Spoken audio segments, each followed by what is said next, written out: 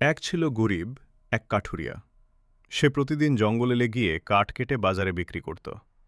তার সংসারে ছিল শুধু তার স্ত্রী, একজন সৎ, ধৈর্যশীল আর আল্লাহ ভীরু নারী, যাকে সবাই কাঠুরিয়ার বিবি বলে চিনত। তাদের ঘর ছিল খুবই ছোট, খাবারও ছিল অল্প। অনেকদিন এমনও গেছে যখন তারা আধ পেটা খেয়ে দিন কাটিয়েছে। তবুও কাঠুরিয়ার বিবি কখনো অভিযোগ করত না। সে সবসময় বলত, আল্লাহ যা দেন তাতেই বরকত আছে। একদিন কাঠুরিয়া খুব অসুস্থ হয়ে পড়ল। সে আর জঙ্গলে যেতে পারল না। ঘরে খাবার নেই, টাকা নেই। কাঠুরিয়ার বিবি চিন্তায় পড়ে গেল, কিন্তু হাল ছাড়ল না।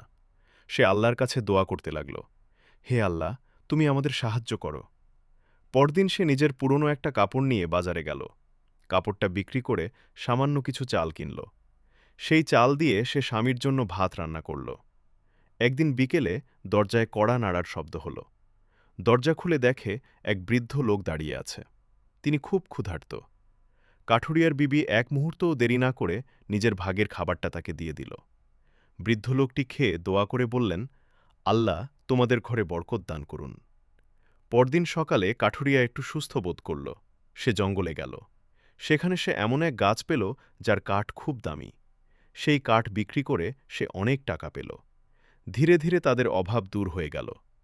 কাঠুরিয়ার বিবি তার দয়া, ধৈর্য আর আল্লাহর উপর ভরসার জন্য পুরস্কৃত হয়েছিল। এই গল্প আমাদের শেখায়, দুঃসময়ে ধৈর্য ধরতে হবে। অন্যকে সাহায্য করলে আল্লাহ সাহায্য করেন। অল্পে সন্তুষ্ট থাকলে জীবনে বরকত। আপনি কি কখনো এমন কাউকে সাহায্য করেছেন যখন আপনার নিজেরই কম ছিল? আজই ভালো কাজ শুরু করুন।